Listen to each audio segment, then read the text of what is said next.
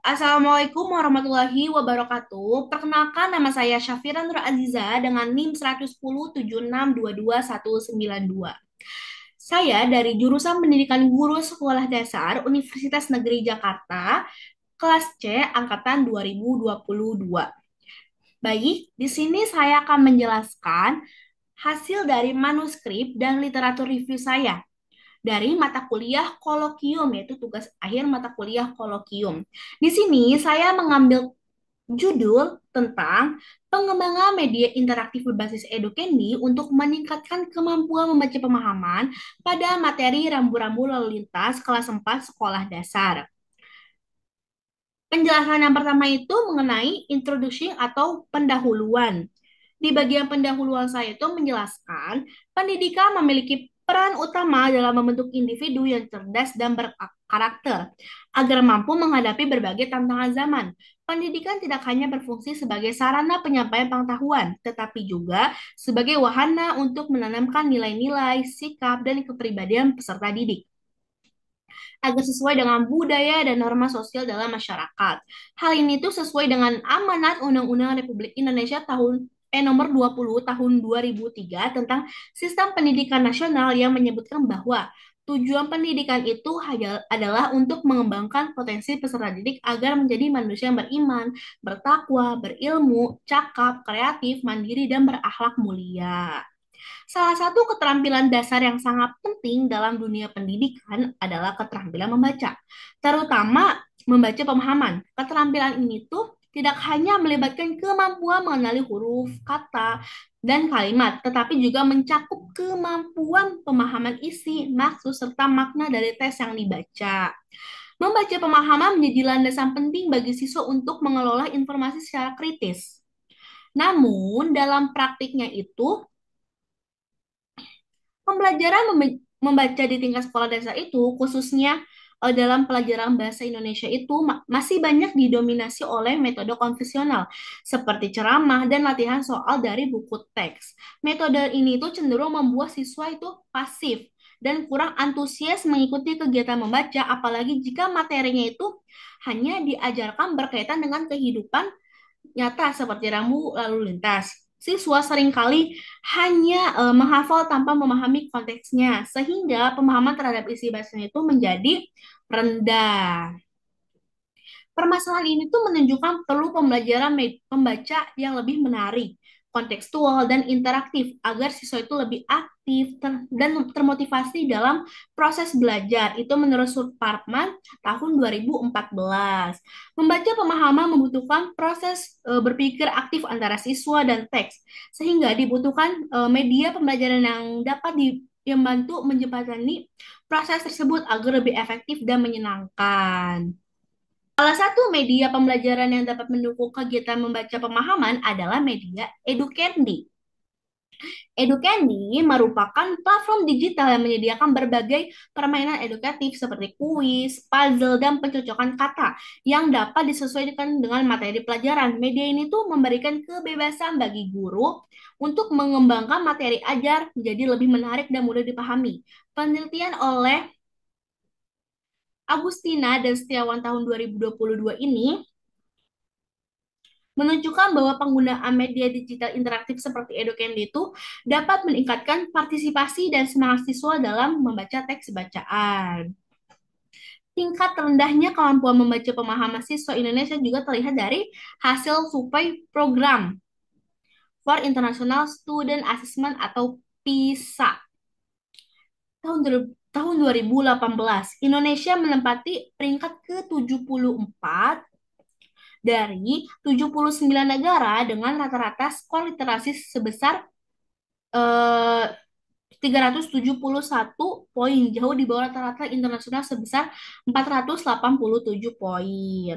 Data ini tuh menunjukkan bahwa adanya kebutuhan mendesak untuk melakukan inovasi dalam pendekatan dan media pembelajaran yang digunakan di sekolah. Penelitian lain oleh Yuliana dan dia tahun 2023 ini juga membuktikan bahwa penggunaan media educandi secara signifikan dapat meningkatkan minat, motivasi, dan pemahaman siswa terhadap teks bacaan. Materi pelajaran seperti rambu-rambu lalu lintas yang dikemas dalam bentuk kuis interaktif atau teka-teki kata, sehingga pembelajaran ini tuh menjadi lebih menyenangkan dan mudah dipahami oleh siswa.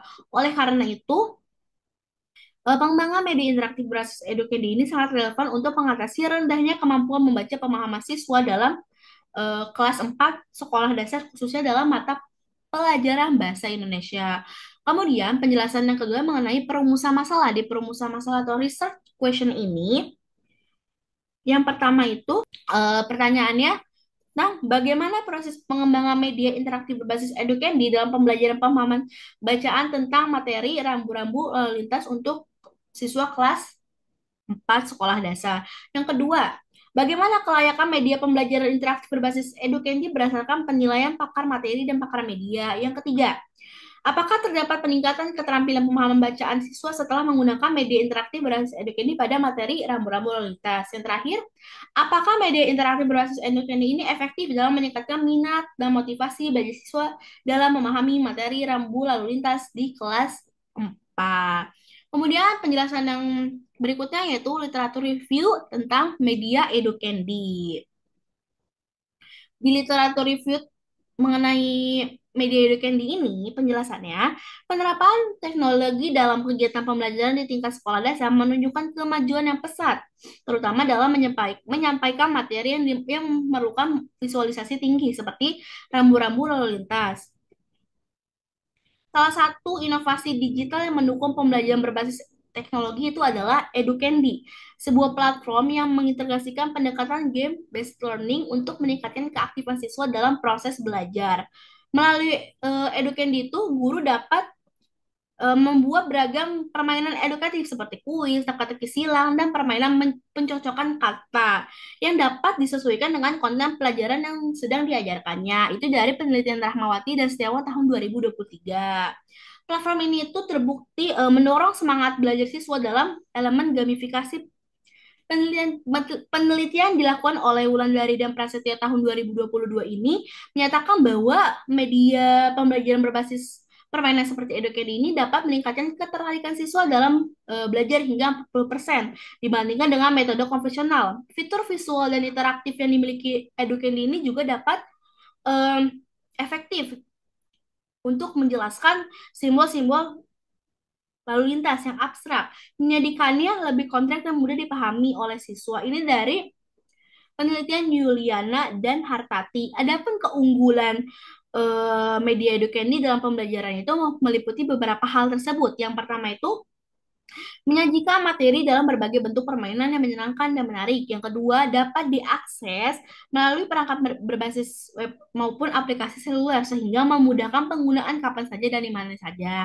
Yang ketiga itu mengenai mendukung pembelajaran mandiri serta memungkinkan siswa mengulang materi sesuai dengan kebutuhan mereka. Yang keempat, memberi umpan balik secara langsung atas jawaban yang diberikan siswa yang mempermudah proses evaluasi pemahaman.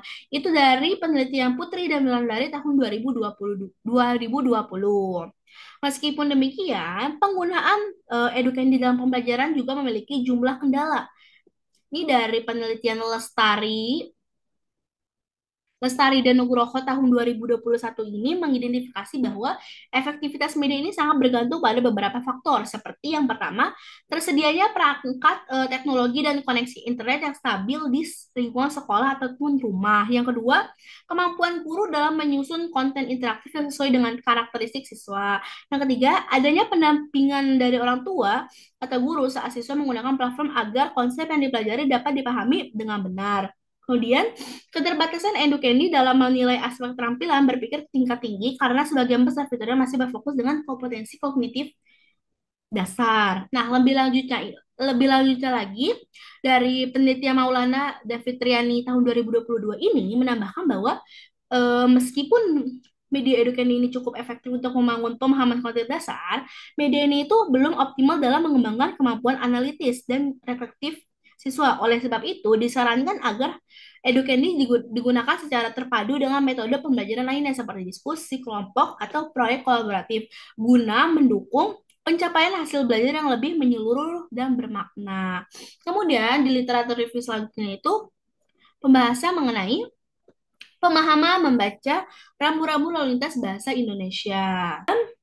Di dalam penjelasan pemahaman membaca rambu-rambu lalu lintas bahasa Indonesia ini, penjelasannya mengenai pemahaman kemampuan memahami rambu-rambu lalu lintas merupakan salah satu keterampilan dasar yang sangat penting yang dimiliki oleh setiap penggunaan jalan, baik pengemudi maupun pejalan kaki, karena berperan besar dalam menjaga keselamatan serta kelancaran lalu lintas. Itu dari penelitian Santoso dan Ananda tahun 2020.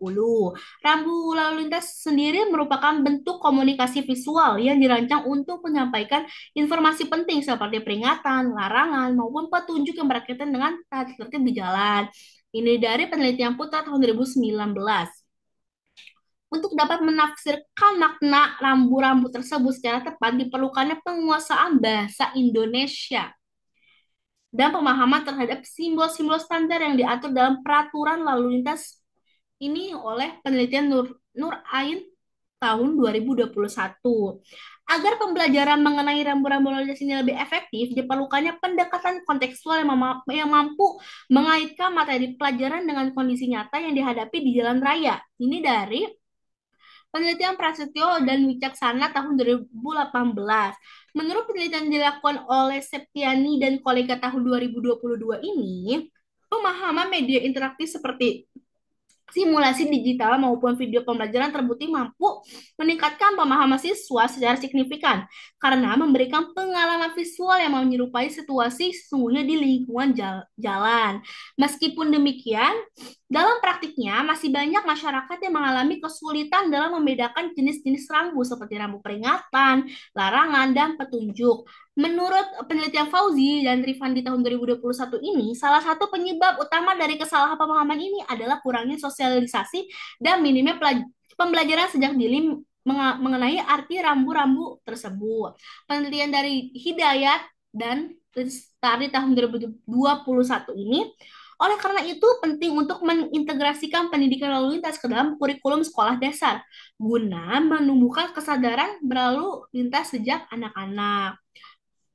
Eh, Perkembangan teknologi juga memberikan kontribusi positif dalam pembelajaran rambu lalu lintas. Media berbasis teknologi seperti aplikasi mobile dan augmented reality atau AR telah terbukti efektif dalam membantu siswa memahami makna simbol lalu lintas secara lebih mendalam. Ini menurut penelitian Wijaya dan Susanti tahun 2022 ini dan Rizky tahun 2023 menambahkan bahwa penggunaan media interaktif membuat proses belajar menjadi lebih menarik dan sesuai dengan karakteristik generasi muda yang sudah akrab dengan teknologi digitalnya.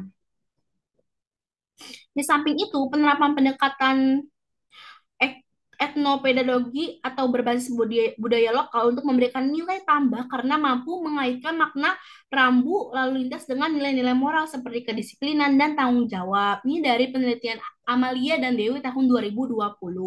Dengan demikian, dibutuhkannya suatu model pembelajaran yang mampu mengintegrasikan pendekatan kontekstual, pemanfaatan media interaktif, serta nilai-nilai budaya lokal untuk meningkatkan pemahaman masyarakat, khususnya siswa terhadap rambu-rambu lalu lintas. Pendekatan terpadu ini tidak hanya mendukung keselamatan di jalan saja, tetapi juga membangun kesadaran hukum dan tanggung jawab sosial pada setiap individu.